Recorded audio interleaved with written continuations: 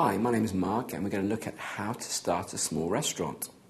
This is a dream for many people who like food, for example. You have to think to yourself, a small restaurant, what does that mean?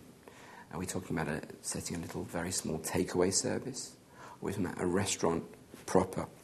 And when we're thinking about that, what kind of foods do you think that you'd be interested in?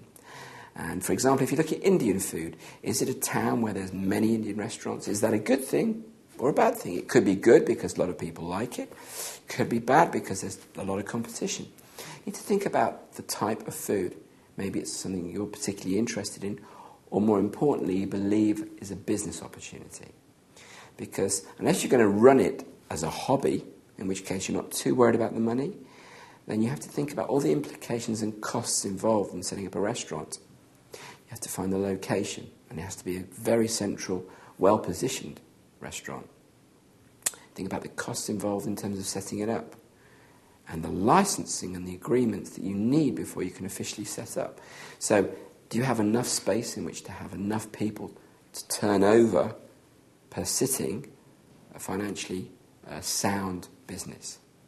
Do you have the facilities to cook in the premises? And if you do you need all the equipment you need to set up for that particular type of cuisine? And of course all the health and safety aspects of the restaurant itself. So you've got to think about all of the costs involved there.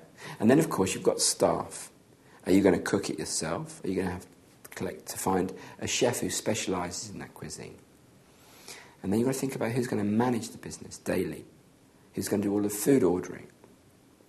The food's got to be fresh, one would assume. And if it's not, it's going to be stored. Do you have enough storage space? You have to think about that too.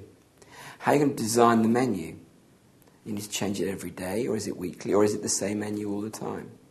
How are you going to distribute the menus? How are you going to market the business?